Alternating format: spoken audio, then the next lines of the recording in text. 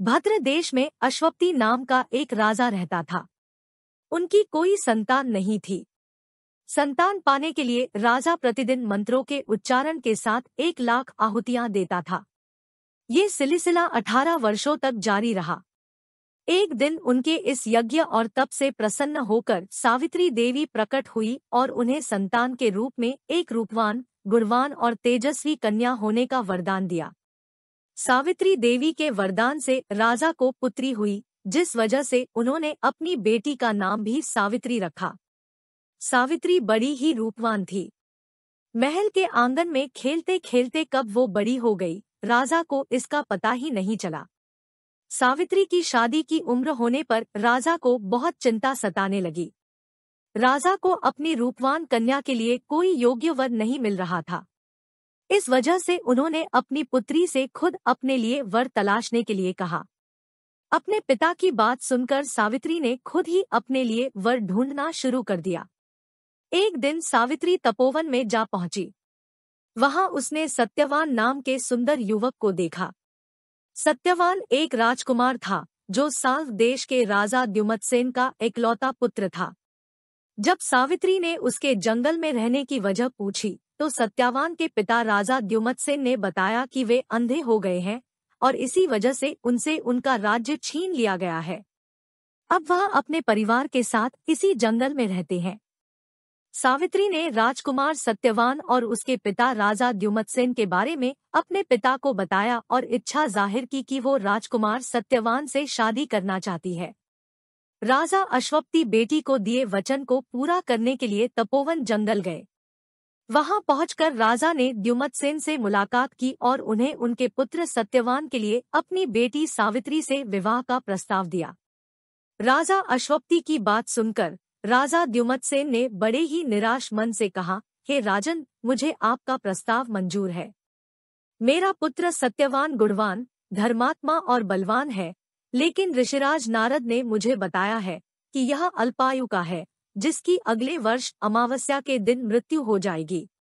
इसलिए मैं आपसे और आपकी पुत्री से विनती करता हूँ कि आप किसी और युवक से अपनी पुत्री की शादी करवाएं। सावित्री की जिद के सामने राजा अश्वपति और राजा द्युमत्सेन को झुकना पड़ा। अगले ही दिन राजकुमारी सावित्री और राजकुमार सत्यवान का विवाह बड़े ही धूमधाम से कर दिया गया। सावित्री रूपवान तो थी, लेकिन वह सर्वगुण संपन्न भी थी। ससुराल पहुंचते ही वो तनमन से अपनी पति सत्यवान और सास-ससुर की सेवा करने लगी। देखते ही देखते 1 वर्ष निकल गया और सत्यवान की मृत्यु का दिन करीब आ गया। जैसे जैसे दिन कट रहे थे, सावित्री का मन उदास रहने लगा। उन्होंने नारद से पूछा कि क्या वो अपने पति की उम्र को बढ़ा नहीं सकती है, तो इस पर नारद ने उन्हें अमावस्या के 3 दिन पहले देवी सावित्री का उपवास करने और वट के पेड़ की पूजा करने का निर्देश दिया।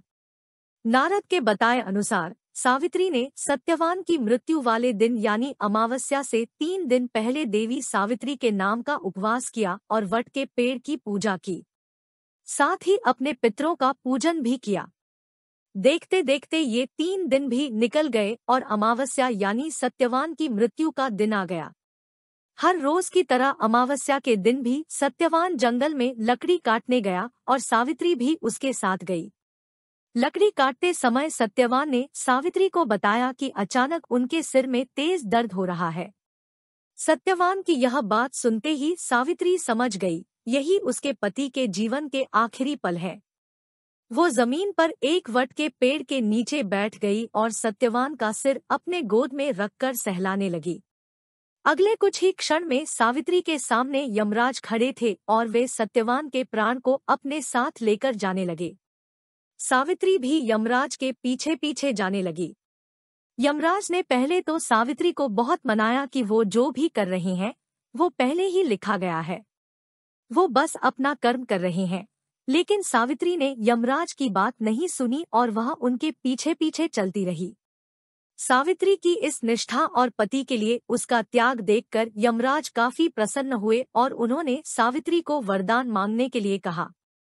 यमराज की बात सुनकर सावित्री ने कहा, हे यमराज, मेरे सास-ससुर अंधे हैं, आप उनकी आंखों की रोशनी वापस करने का वरदान दीजिए। यमराज ने कहा, ठीक है, ऐसा ही होगा। जाओ अब घर जाओ।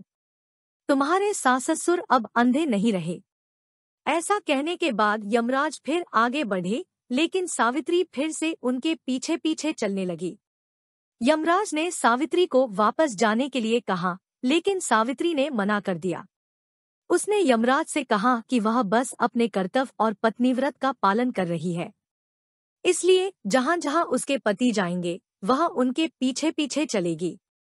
सावित्री की इस बात को सुनकर यमराज फिर से काफी प्रभावित हुए। उन्होंने सावित्री को एक और वरदान मांगने के लिए कहा। सावित्री ने कहा, मेरे ससुर द्युमत्सेन साल्व देश के राजा थे, लेकिन किसी ने उनसे उनका राज्य छीन लिया है। कृपया करके आप उन्हें उनका राज्य वापस मिलने का वरदान दें। यमराज ने सावित्री के इस वरदान को भी पूरा कर दिया और कहा, जाओ अपने ससुर के राज्य में जाओ, अब वे जंगल में नहीं अपने महल में सोते हैं।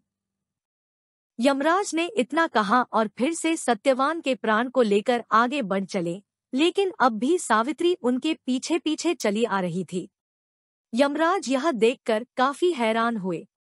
उन्होंने सावित्री से इसकी वजह पूछी तो सावित्री ने बताया कि एक पत्नी का फर्ज है कि वो वहीं रहेगी जहां उसका पति रहेगा।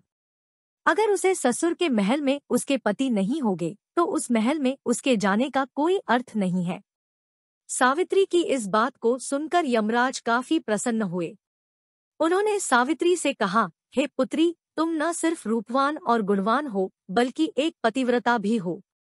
मैं तुम्हारे इन्हीं गुणों से काफी प्रसन्न हूँ। तुम मुझसे तीसरा वरदान भी मांग सकती हो। यमराज की इस बात को सुनते ही सावित्री ने कहा, हे यमराज, आप मुझे 100 संतानों की मां बनने का वरदान दे। सावित्री के इस वरदान को सुनते ही यमराज ने कहा, हे पुत्री, अब घर जाओ। मैं तुम्हारे इस तीसरे वरदान को भी पूरा करता हूँ। तुम 100 साहसी और पराक्रमी संतानों को जन्म दोगी। यमराज के इस वरदान को सुनकर सावित्री ने कहा, हे यमराज, मैं एक हिंदू नारी हूँ और आर्य कुल की जन्मी हूँ, इसलिए मेरे जीवन में सिर्फ एक ही पति होंगे और वो सत्यवान है। इसलिए आपको अपने वरदान के अनुसार मेरे पति सत्यवान को फिर से जीवित करना होगा। सावित्री की इस बात को सुनकर यमराज और भी ज्यादा प्रभावित हुए और उन्होंने सत्यवान के प्राण को वापस छोड़ने का वरदान दिया और सावित्री से कहा, हे पुत्री, तुम अब वापस उसी वट के पेड़ के नीचे जाओ जहां पर तुम्हारे पति का शरीर पड़ा था। मैंने सत्यवान के प्राण को छोड़ा दिए और तुम दोनों को 100 संतानों के साथ ही अखंड सौभाग्यवती होने का वरदान भी दिया है। यमराज की बातों को सुनकर सावित्री ने उनसे विदा ली और वापस उस वट के पेड़ के पास पहुंची जहां पर उसके पति का शरीर पड़ा था। जब वह सत्यवान के करीब पहुंची तो उसने देखा उसका पति वापस से जिंदा हो गया था। दोनों जल्दी जल्दी जंगल से बाहर निकले और राजा द्युमत्सेन के साल्व देश पहुंचे। वहां पहुंचकर सावित्री ने देखा कि अब उसके ससुर को उनका राज्य फिर से मिल गया है और उनकी आंखों की रोशनी भी वापस आ गई है। तभी से हर साल ज्येष्ठ मास की अमावस्या के दिन वट सावित्री व्रत को मनाया जाने लगा।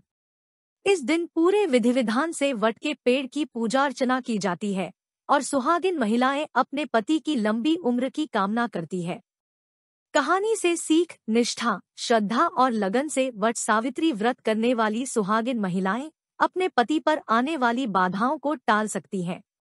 दोस्तों, कमेंट करके बताएं कि आपको हमारी यह प्रस्तुति कैसी लगी। पसंद आई तो इसे लाइक और शेयर करें तथा चैनल को सब्सक्राइब करके मेरा मनोबल बढ़ाएं। नमस्कार दोस्तों।